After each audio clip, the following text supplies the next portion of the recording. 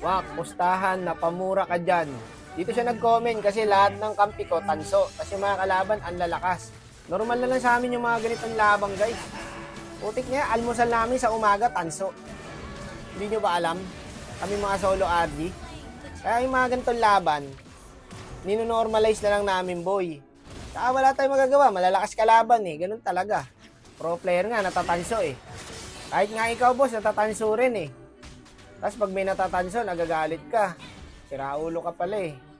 Okay lang yan. Ba't mo mumurahin, di ba? May mga ano talaga, bad day talaga tayo na laro. Wala eh. Okay naman yung kampi. Tanyo, yung YSS nakaka-retry. Mahirap lang talaga. Kasi hindi kami nagkakasundo dito. Na-counterpick pa kami.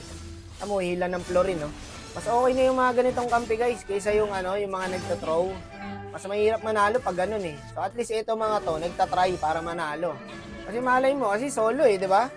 May mga player talaga kasi na naglalaro lang para mag-enjoy. Kung ikaw, nagpapastar ka, tapos nagsosolo ka, eh, tarantado ka. Paano ka rarang sa solo RG? Dito kasi pare, ano, basagan ng win rate dito eh. Hindi pa ganda ng win rate dito, boss. Lagi ko nga sinasabi, di ba, huwag kayong mag-solo. Kasi never talaga kayong matututo dito. Palang yan, solo RG to. Hindi na talaga nabago. Lahat na yata ng masasamang player nandito na sa solo RG. Lahat ng palamura, magagalitin, maiksi ang pasensya, nandito na lahat. Nasa solo RG na po. Kung gusto mo nga ng kaaway, madali lang hanapin niya. Mag-solo RG ka lang, boss. Maya-maya may kaaway ka na. Ganito dito, talagang kailangan mahaba ang pasensya mo. Feeling ko nga, ginawa na lang itong solo RG para pag-awa-awayin tayo eh. Ganito kasama ang solo RG, boss. Kaya huwag kayo magsosolo, sabi ko sa inyo. Ang dating mabait, ngayon, punong-puno na ng galit. Ang hirap po, lalakas ng kalaban, di ba? Dapat dito ipatupad na yung kalakaran na ano eh. Kung ano yung rank mo, yun lang din kampi mo. Dapat ganun na gawin ni Paring Munton. Putik niya, minsan mythic ka na, kampi mo legend. Kawawa sa'yo. Tapos pag natanso, dapat next game, yung mga natanso dun sa mga ibang game, sila paglabanin, no? Ganun sana yung magandang ipatupad eh. Ang gandang laban yun, laban na ng tanso. Isipin mo yun, boss. Yun talaga ang tunay na bakbakan. Tanyo, feed lahat ng kampi ko, boy, oh. Wala man lang pumalag kahit isa. Pero normal lang, walang dapat sisihin. Ganun talaga.